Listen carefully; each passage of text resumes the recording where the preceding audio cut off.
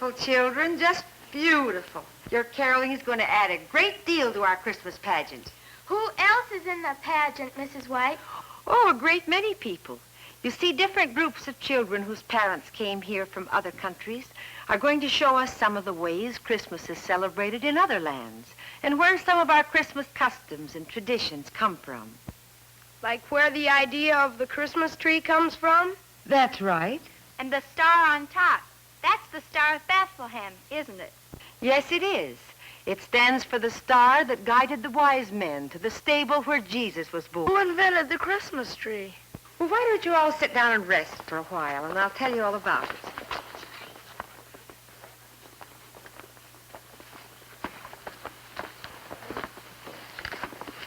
The Christmas tree has a long, long history. And there's an old, old story that on the night of Jesus' birth, all the evergreen trees burst forth into radiant blossoms. That was their way of singing glory to the newborn king. And they say that that was the only time the evergreen trees ever had blossoms. The first Christmas trees we know about were in Germany. And in Germany, Christmas is called Weihnachten. Weihnachten? That's right. And a little later, we'll see a German Christmas tree in our pageant. But right now, let's pretend this is a magic ball. And if we stare at it very hard, we will see a group of German children playing one of their favorite games until...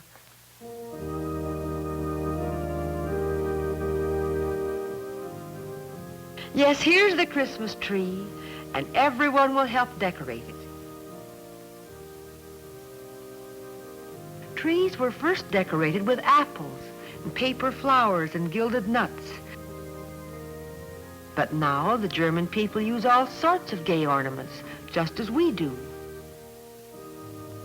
And cookies made of sugar and spice, cut in every manner of shape and design. At Christmas time, German houses are sweet with the smell of wonderful Christmas cakes with wonderful names. Springerlein, Lebkuchen, Pfeffernüsse. Round the Christmas tree, German families often sing an old song called O Tannenbaum. We know it with these words. O Christmas tree, how lovely are thy branches. The Star of Bethlehem also crowns the Christmas tree of Sweden, called the Julgran.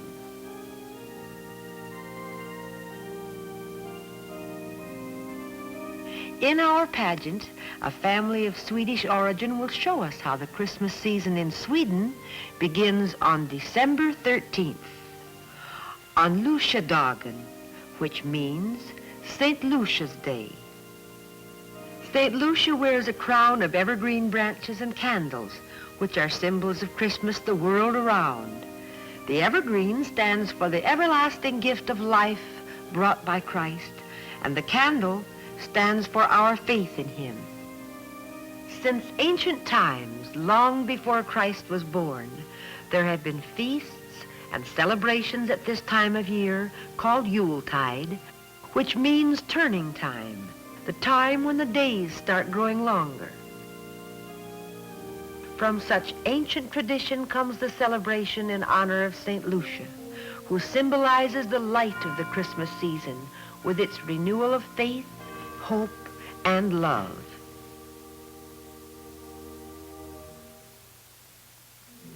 Now, the Christmas tree has come to the United States, along with the custom of giving gifts, gifts that tell people we love them.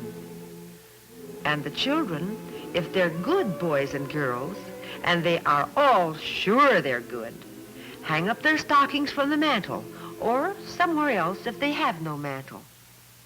And when the children are in bed, Santa Claus! Santa Claus has a long history, too.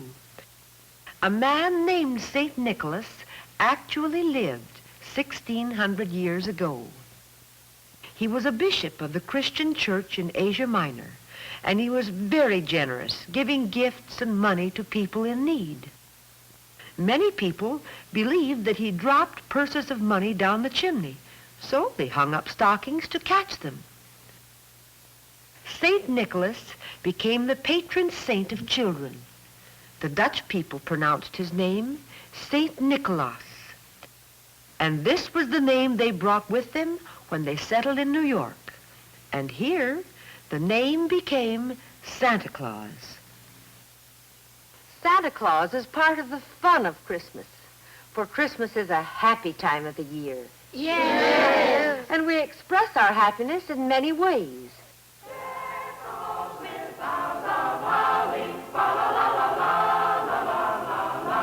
We decorate our homes to say Merry Christmas to everyone passing by.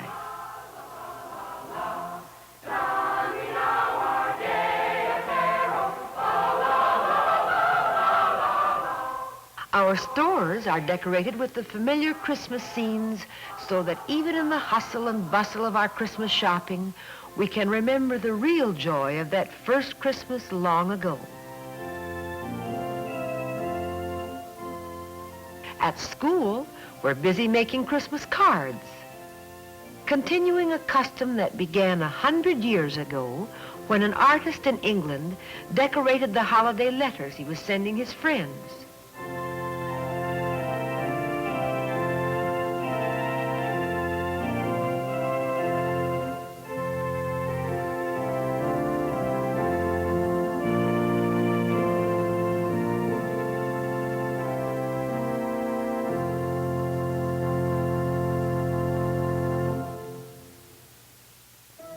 Christmas is a time for thinking of others. It brings us real happiness to share our food and toys with people less fortunate than we.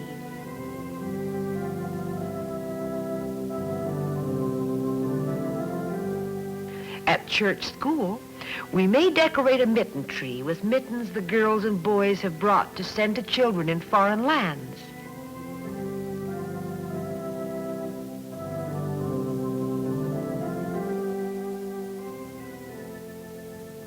And there are many other ways, as churches and as families, joy with people all around the world. Just as people all over the world have shared their wonderful Christmas customs with us. For the celebration of Christmas is much the same everywhere, but of course there are differences. Did you know that in Mexico they don't have Christmas trees? They don't. They don't. They have la piñata. We'll see one in our pageant. La piñata is a gaily decorated device that's made in all sorts of shapes. Can you guess what's hidden inside? A big pottery jar filled with candies and toys.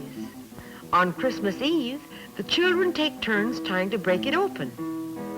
3 tries, and Rosa didn't hit it.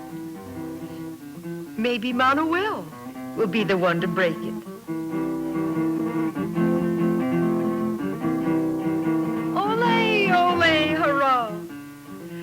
How the children scramble for the toys that fall from the piñata. The piñata, which is the Christmas tree of Mexico. I think that'd be fun, but I'd still rather have a Christmas tree and the manger scene with the baby Jesus. Yes, that is an important part of our Christmas. Our Christmas tree comes to us from the north of Europe, and our Christmas crib from the south of Europe, particularly Italy, where it is called a presepe. Each member of the family helps build it and make the figures of the shepherds and wise men, the animals and Joseph and Mary, and the bambino, the baby Jesus.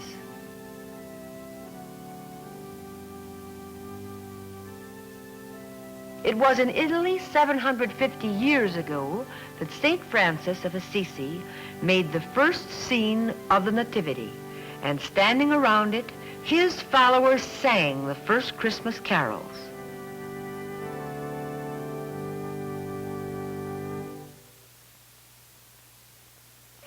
Traditional Italian dances are performed by groups who go from house to house, singing and dancing and asking for food and money and candy, which they will distribute among children less fortunate.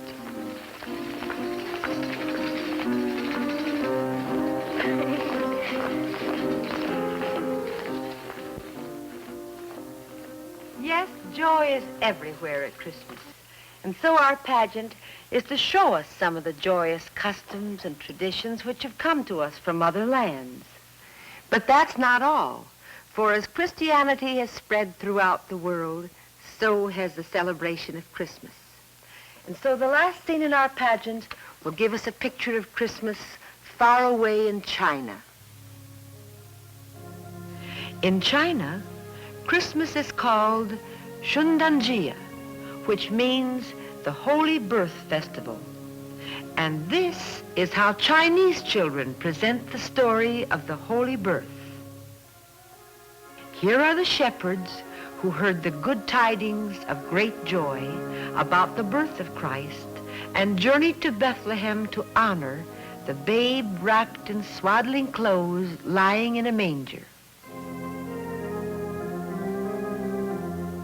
Here is the first of the three kings, the wise men who saw the star in the east and followed it, as the Bible tells us, till it came and stood over where the young child was.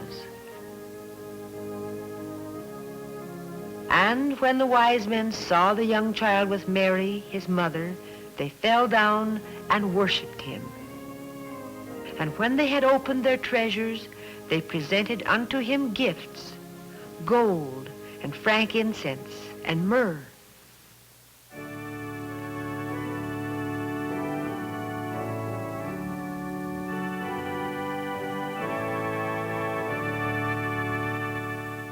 As these children present the story of the Nativity, just as it is presented in our own country and throughout the world, we see in the celebration of Christmas that all people, everywhere, are children of God.